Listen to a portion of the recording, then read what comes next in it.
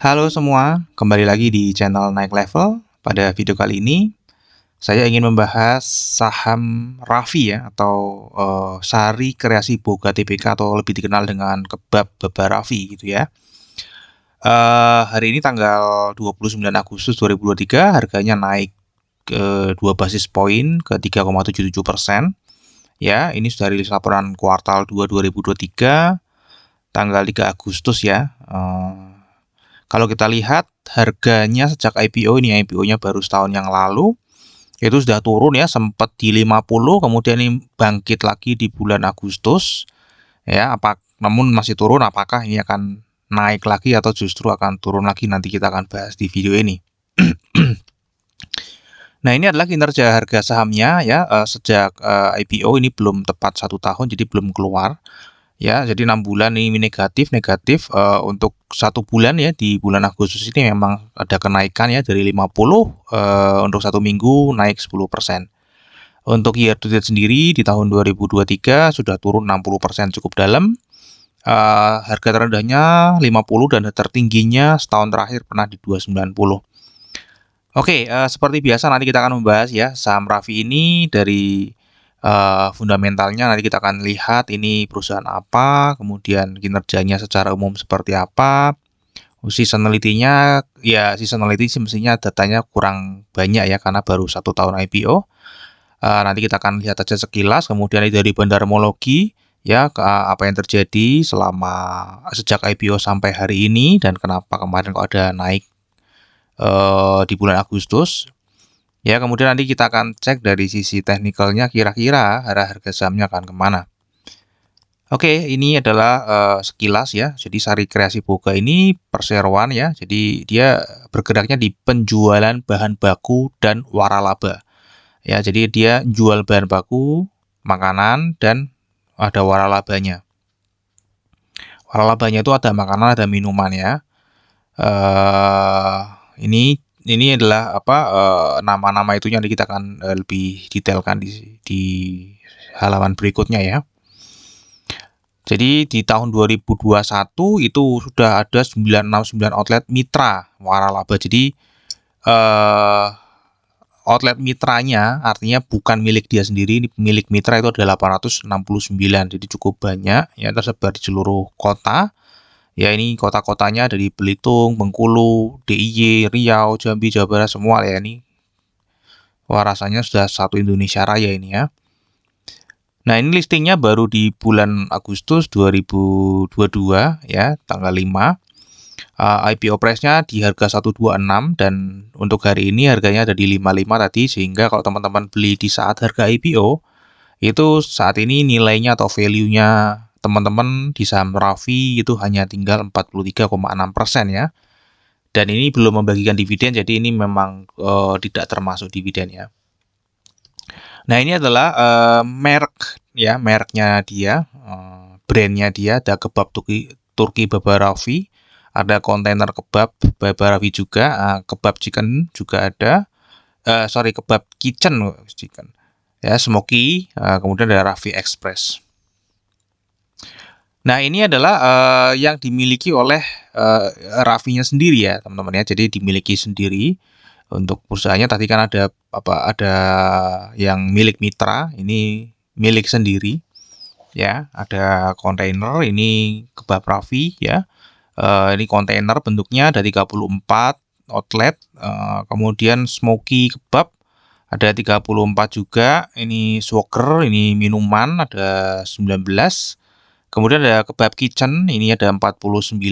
Ini juga cloud, ini virtual ya, virtual kitchen ya teman-teman ya. Jadi mungkin virtual itu mungkin cuman ada di rumah,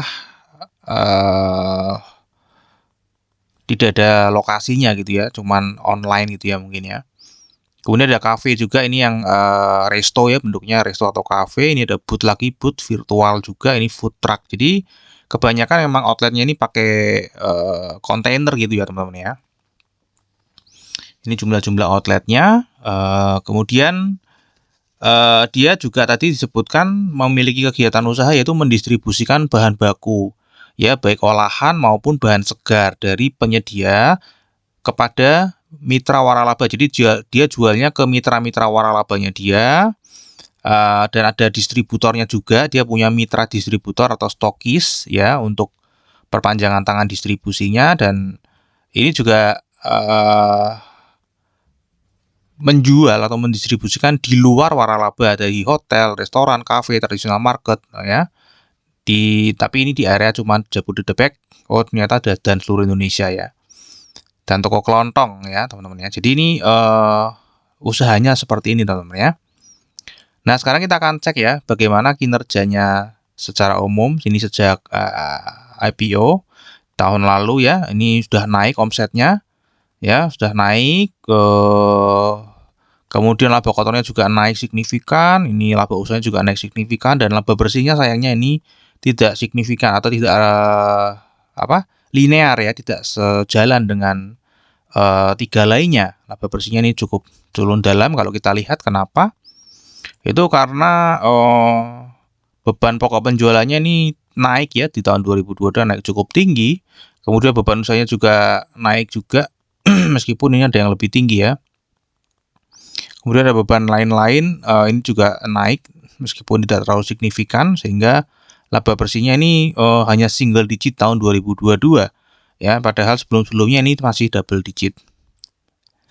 Nah, untuk 2023 ini sendiri gimana? Ini khusus untuk kuartal 2 versus kuartal 2 ya, teman-teman ya. Ini mengalami peningkatan yang cukup lumayan banyak ya, 817% pendapatannya naik dari kuartal 2 tahun lalu ke kuartal 2 tahun 2023. Jadi ini kenaikan yang cukup signifikan. Laba kotornya pun yang dari kuartal 2 rugi sekarang naik jadi 1000%. Ya, ini luar biasa ya, naiknya ratusan persen. Dan kemudian laba bersihnya naiknya ini 58.000%, teman-teman ya. Jadi rugi kemudian naik ke 99 miliar. Nah, kalau kita lihat ya, kenaikan itu ternyata disebabkan ini padahal beban pokok penjualannya naik lagi ya, teman-teman ya. Ini beban pokok penjualannya jadi 85 ya, naik. Kemudian beban usahanya turun cukup oke daripada kuartal 1. Namun kalau dibandingkan kuartal 2 ini juga turun ternyata ya. Kemudian ini ternyata ada penghasilan lain-lain ya, teman-teman, yang sangat signifikan ya. Makanya tadi kok naiknya di 2023 ini sangat signifikan ya, sehingga laba bersihnya ini langsung 60,9% dari pendapatan. Nah, ini adalah salah satu ini adalah satu semester ya, satu semester di tahun 2023 dibandingkan satu semester di 2022. Ini juga mengalami kenaikan yang signifikan karena tadi kedorong dari kuartal 2 ya, teman-teman ya. Jadi ini secara pendapatannya sendiri naiknya juga cukup oke, naik ke 356%, laba kotornya juga naik 453,3%, dan laba usahanya naik 314%. Nah, sampai sini masih oke ya, artinya memang dari sisi operasionalnya memang mengalami peningkatan, teman-teman ya. Namun di sini tiba-tiba ada muncul penghasilan lain-lain 88 miliar ya, sehingga laba bersihnya ini anomali sangat tinggi, jauh lebih tinggi daripada laba usahanya. Nah, kita cek ya, teman-teman ya, ada apa di pendapatan lain-lain. Ternyata di sini ada yang pertama, pendapatan keuangannya cukup tinggi ya, 457 juta.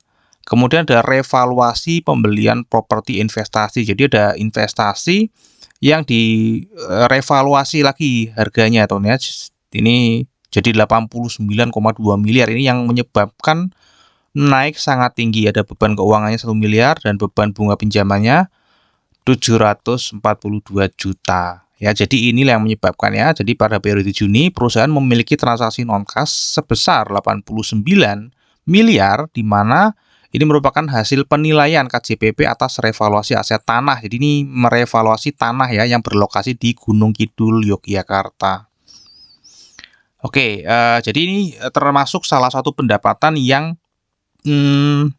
tidak mungkin diulang lagi ya, teman-teman ya. Tidak mungkin diulang lagi. Jadi ini sebaiknya dihilangkan, sehingga kalau misalnya kita hilangkan ya, kira-kira labanya ini 18 miliar ya, ini dihilangkan saja 18 miliar, potong pajak jadi 14. Jadi 14 dari 5 ya, teman-teman ya. Naiknya 280%. Ya, jadi masih naik sebenarnya, meskipun itu dikeluarkan masih naik, laba bersihnya 200 80%. Ya. Oke, ini kemudian kita cek dari sisi kesehatan finansialnya. Kalau kita lihat quick ratio-nya ini sehat ya teman-teman, selalu di atas 1. Current ratio-nya juga pastinya ini bahkan di atas 2, pernah sampai 6. Jadi sangat sehat. Debt to equity ratio-nya juga kecil sekali ya, di bawah 0,25 ya. Jadi ini secara finansial mestinya tidak ada masalah teman-teman ya. Nggak mungkin ada cerita nanti PKPU atau bangkrut atau bagaimana. Oke, sekarang kita akan cek valuasinya ya. Kalau kita lihat pada saat video ini dibuat, PBV-nya ada di 0,58 dan PE ratio-nya 0,8. Ini kecil sekali ya, tapi kan tadi ya kita sudah bahas bahwa itu adalah income yang non cash dan tentu saja nggak mungkin diulang, itu hanya satu kali saja ya. Jadi ini angkanya bias teman-teman ya. Kalau kita lihat ya dari PBV-nya ini semakin lama semakin menurun ya. Dan kalau kita cek ROE-nya ini 39,09%, ini tadi kan termasuk revaluasi ya, masuk ke sini. Kalau saya take out revaluasinya itu hanya menjadi 3,9% ya. Kalau 3,9% kita bayarnya di 0,58, tentu saja masih mahal ya, masih di bawah 10% earning yield-nya. Dan book value pada saat video ini dibuat adalah 89, sehingga kalau tadi menggunakan ROE yang di take out penghasilan lain-lainnya, itu ya harga wajarnya ada di 0,26 sampai 0,39 PBV. Atau kalau kita kalikan dengan book value-nya ya harga wajarnya itu ada di 23 sampai 34 ya. Bahkan harga 50 aja itu masih terbilang mahal ya untuk valuasi dari sisi earning yield teman-teman ya. Nah, sekarang kita akan masuk ke dividennya. Dividen ini belum pernah membagikan dividen teman-teman ya. Nah, kalau teman-teman lihat ya, kalau suka lihat RTI ya, teman-teman pasti akan langsung excited untuk membeli saham ini. Kenapa? Ya bayangin aja, harga sahamnya 55 tapi EPS-nya 65, EPS-nya lebih tinggi daripada harga sahamnya. Ya, jadi kalau teman-teman nggak sukanya cuma melihat di aplikasi seperti itu tanpa ngecek lebih detail ya, pastinya akan terjebak ya. Apalagi di bulan Agustus kemarin harganya sempat naik bangkit dari 50. Jadi teman-teman mungkin banyak yang FOMO membeli ya di pucuk. Ya, oke.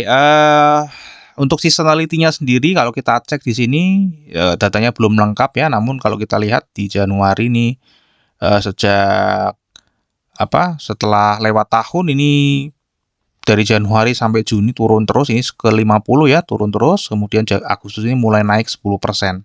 Ya, jadi datanya belum lengkap, jadi kita nggak akan bahas dulu.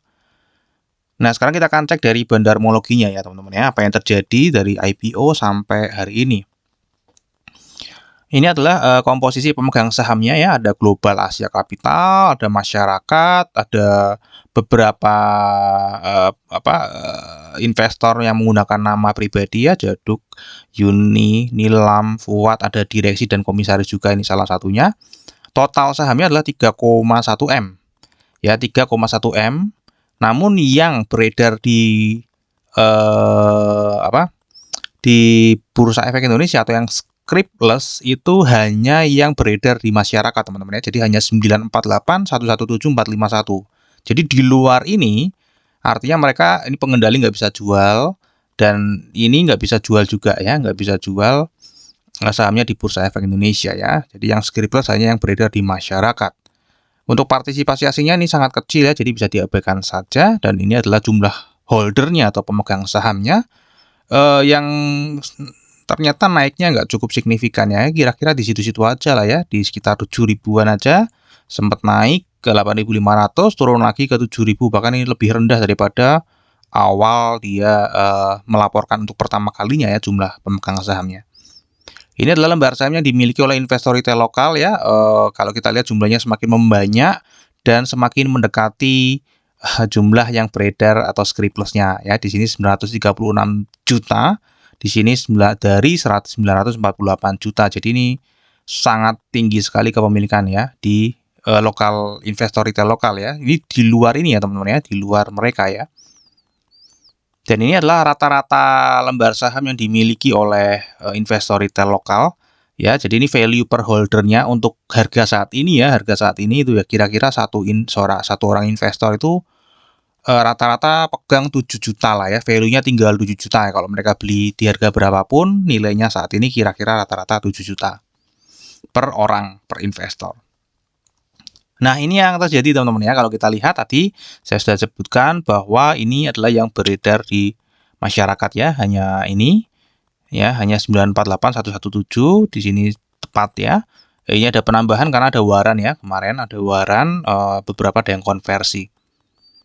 Nah, kalau kita lihat ya teman-teman ya, ini sangat sedikit sekali dominasinya ada di lokal ID, di mana ini tentu saja sangat tidak bagus ya secara bandarmologi ya, karena yang mempunyai cuman retail ke retail, jadi nggak ada market maker-nya lah kalau boleh dibilang seperti itu. Dan ini justru perusahaannya ada lokal corporate yang justru malah buang barang atau menghabiskan barangnya. Ini investor aslinya kecil-kecil lah ya, hanya kecil-kecil sekali. Menambah kepemilikannya ini ada institusi bank, institusi keuangan, ada investor retail asing ya, juga menambah kepemilikannya di sini ya. Oke, jadi ini secara overall sedang distribusi ya teman-teman ya, sudah pasti ya karena di retail 98,76% ya. Nah, kalau kita lihat di bulan Agustus sendiri dari tanggal 1 ini kan mulai harganya naik ya. Tanggal 1, 2, 3, tanggal 4 dia langsung loncat, tanggal 5 loncat lagi, kemudian dia turun lagi ya. Dan kalau kita lihat dari garis bandarmologinya ini justru malah jualan lagi ya. Di sini dia masih stagnan ya. Begitu harga dinaikkan, dia langsung jualan ya sampai turun lagi ke sini. Ya, kalau kita lihat juga di bandar detektor ini juga di big distribution semua.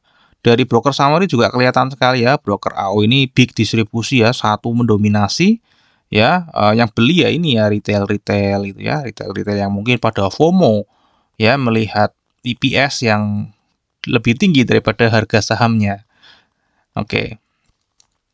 Kemudian ROE-nya juga kan tadi terlihat tinggi ya teman-teman ya, terlihat tinggi ya. Jadi mungkin kalau orang wah ini takut ketinggalan langsung beli aja tanpa melihat lebih detail. Oke, ini adalah teknikalnya teman-teman ya. Kalau kita lihat di sini turun terus ya sampai ke gocap, kemudian tiba-tiba dia naik, namun dia turun lagi. Ya, volumenya langsung naik jadi kira-kira 20 hari terakhir adalah 6 miliar per hari. Ya, jadi kalau kita lihat tadi secara bandarmologi, dia naik itu justru karena ada yang mau buang barang lagi. Nah, apakah saham ini akan naik atau akan kembali lagi ke 50? Menurut saya, dari berdasarkan tadi ya, fundamental, kemudian seasonality kita nggak pakai dulu, tapi dari bandarmologi dan fundamental aja sudah kelihatan ya, meskipun tadi ada kenaikan, ya ada kenaikan yang signifikan di fundamentalnya, namun itu secara ROE masih sangat kecil. Ya, jadi sangat kecil kalau kita lihat tadi valuasinya kalau pendapatan lain-lainnya juga kita take out, itu sangat kecil ya, harga wajarnya bahkan ada di bawah 50, sehingga fundamentalnya tidak mendukung ini untuk naik, dan secara bandarmologi ditambah lagi itu sangat tidak mendukung untuk naik ya. Jadi nggak mungkin, bukan nggak mungkin ya, sangat kecil sekali kemungkinan nih harga akan naik ya. Jadi saya prediksi dia akan tidur lagi di angka 50 ya. Jadi ini akan turun lagi ke angka 50. Ini prediksi saya. Yang penting yang tadi yang naikin harga dan mau buang barang sudah habis barangnya, dia akan kembali ke 50. Nah, saya penasaran apakah nanti saham ini akan dipegang 100% kepemilikannya benar-benar di investor retail lokal.